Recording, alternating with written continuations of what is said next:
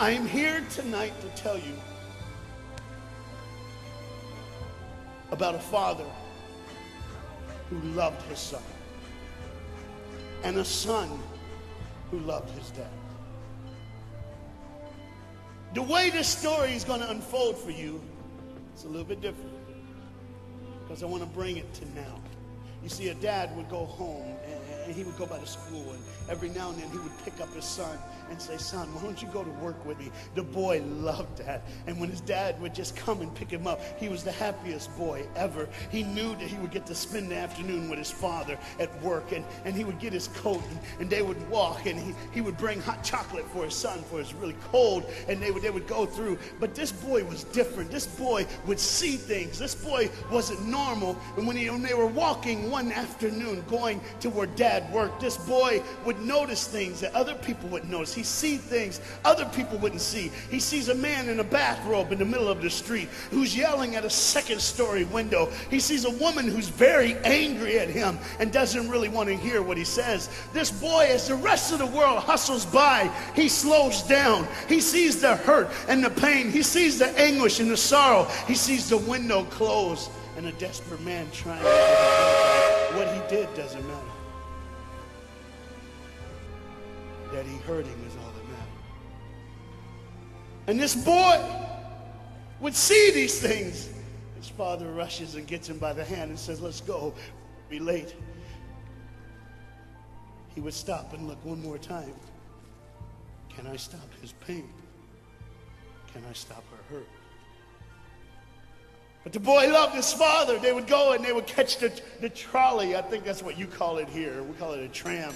Yeah, I don't know the words, but he would get on there with his dad, and the boy would just notice people. He would look, and that day, one particular, he noticed something as he got on the train. To explain something, as you can hear, there's a train coming, and I got to get through this before the train gets here. He saw a man, he saw a woman. He saw that the man seemed very happy and the woman seemed very sad, and he couldn't understand why they could be together and one be happy and the other be sad. He couldn't understand that, but the little boy knew that there was something wrong. He had this feeling, this instinct that was amazing, how he cared for other people, but he loved none other than his father. He knew his daddy loved him, and as he watched the world and their hurt and their pain, he knew that he would always have a father. But even notice this, I need you to understand as you hear this story and get involved in the life of this man and his son, I need you to notice that there's no mom.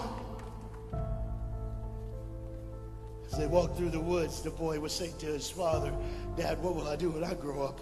What will I get to do? Will I get a cool job like yours? How will I work? He says, I don't know, but I want to change the world. I want to do something great. I want to do something wonderful. I want to help people. I want to do something that can change the lives of anyone. I just want to be that great. I just want to do something good. And as he walked with his dad would say, son, you will be great. You will be awesome. You will change the world. Your life is going to be incredible.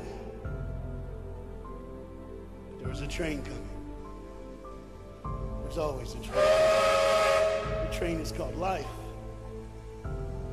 We're all on the train of life, just riding. Whether we realize the truth or not, whether we realize what's happening or not, we're all on that same train tonight. Only God has saw it fit for us to be in the same room, in the same car, for such a time as this. When they get to the edge of the train track, he could see where his father worked. You see the bridge? That's what his dad did. You see, the bridge was very, very important. Boats needed to come to the harbor to get off their goods so they could make money. But trains were coming with people going from one town to the next. Not many cars in Europe, so they couldn't use a lot of that. So many people, not enough roads, so everybody used that train to get from the town to town to get to work and to get home. And one day, the train was coming by. What you have to understand is that boy loved going to work with his dad. He would stay right by the river's edge, and he would do what he loved to do the most. Let me explain that. He loved to fish. Anybody like to fish here? Oh, all the guys go, The dad looks at his boy and he says, son, now remember the rules. You got to stay right here because I can see you from the window right here. Don't get out of the sight of this window because you got to stay there so I know you're safe. Get you something good to eat. But as you can hear, the train's coming. The father's job was cool. I wasn't a preacher, I wouldn't mind doing that. Get to work. Get grease on you, even if you didn't have to. Just squirt it on you like you feel like you did something. That's what I would do. There was a boat coming in the harbor. Timing is very essential. I'll go ahead and give you the key. The key is this. There's always a light. Everybody say light. Say it again. One more time. There's a light that the train conductor needs to see. If that light is green, he can go. If it's red, he must stop. You see, God has given us road signs in our life that we must read. Lines that tell us to go and lines that tell us to stop. Whether we read those and believe them or not is up to us. That's why some of you have fallen and you cannot get up. But tonight, that's why I'm here.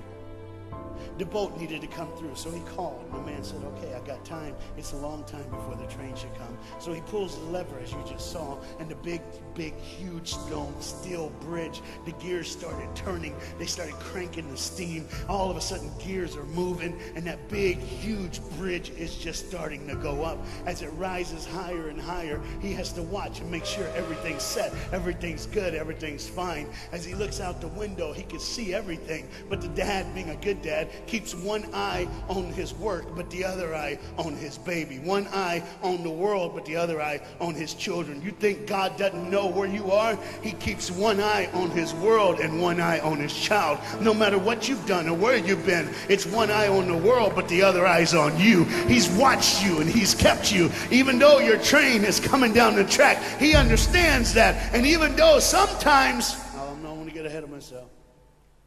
See the red light? He didn't see it.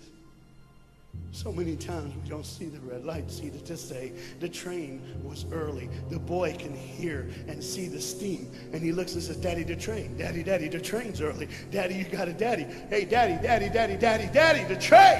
Daddy, the train's coming. But the dad was looking at the gears, making sure he had enough oil, making sure there was enough steam to get the bridge back down for the train. And the boy knew one thing. Now listen, the boy knew that his dad one time showed him where the trigger was. It was a red lever. If he pulls it, the train bridge would collapse down fast and the train would be able to come across. All the boy knew was there were people on that train. There were people that needed to be saved. There were people that had, some of them just with their friends having a good time, like everything's fine. They did not know that the bridge was up. They did not know what was coming. They're just living their life like you and me, just going down the road, just being our own thing, doing our own thing. And the dad all of a sudden hears the train coming. He looks and then he said, oh, my son. He looks out and his boy's gone. He's like, oh my God, where's my son? Where's my son? He got to figure out. He looks back just in time to see his son trying to save the day.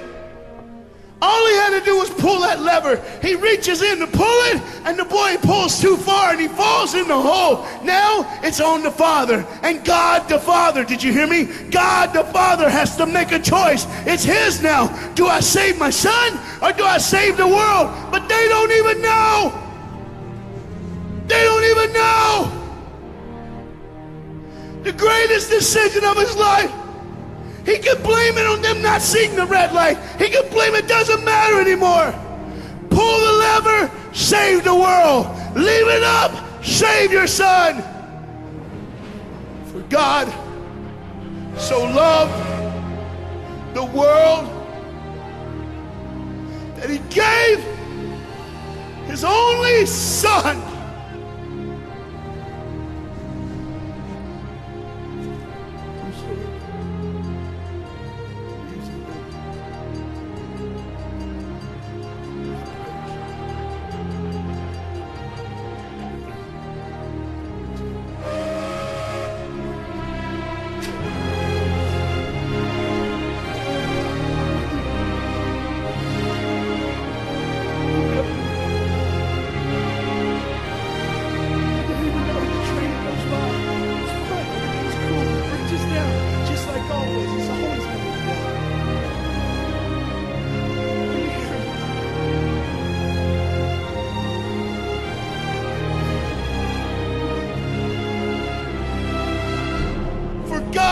So loved the world that he gave. And you know what's amazing? I wonder what God did right when his son died on that cross. When he breathed his last breath, when he took that breath and he breathed and it was over.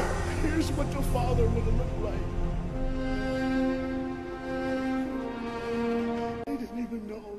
trying to think of their life, just trying to figure out what they're going to do next.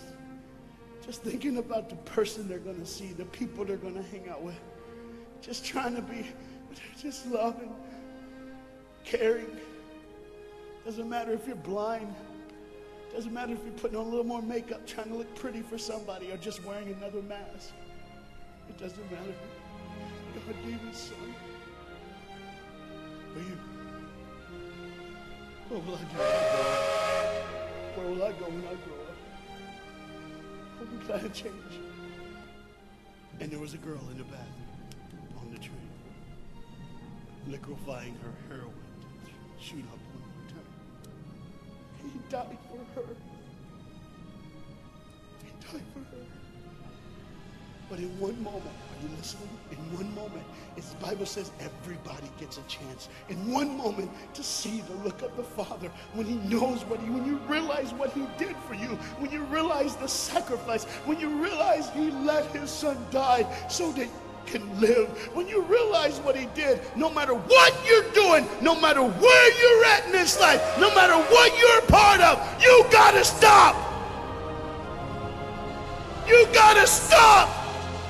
Even if it's for 1 second, and think, my God, he did it for me.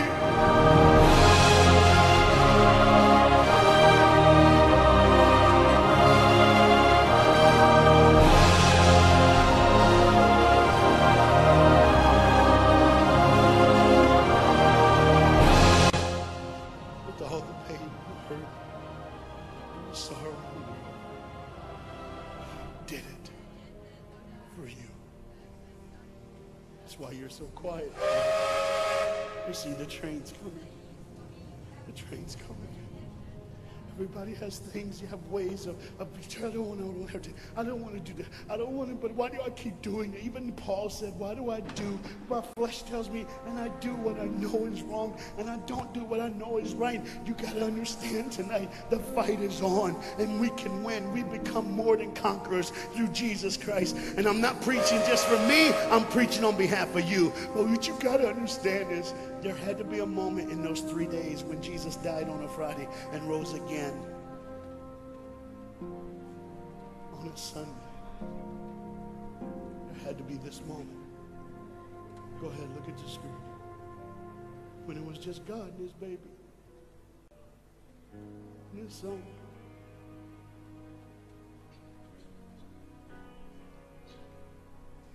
Every sin that's ever been committed in this earth is rolling through your mind right now.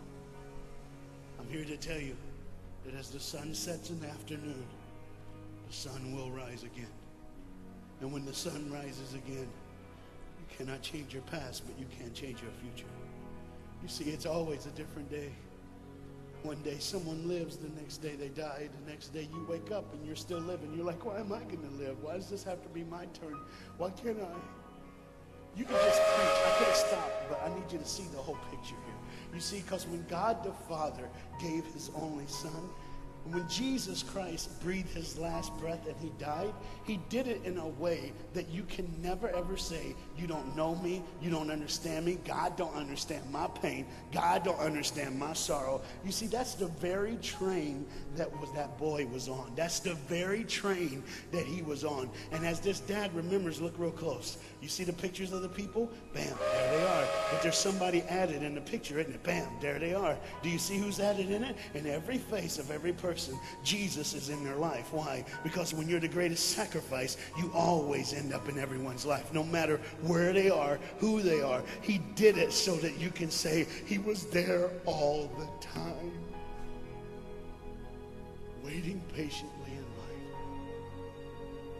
Jesus Christ was there all the time.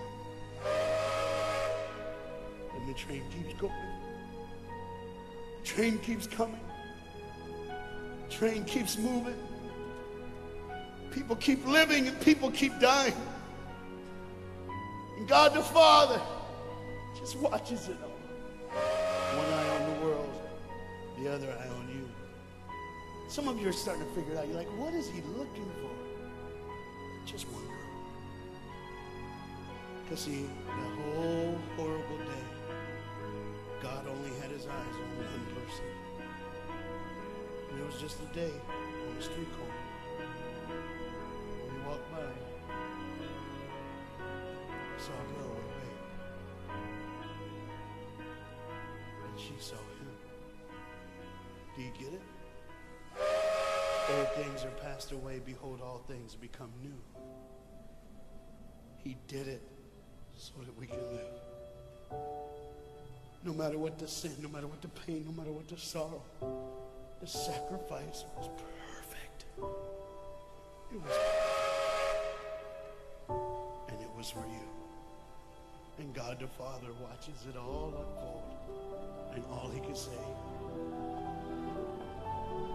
is one word.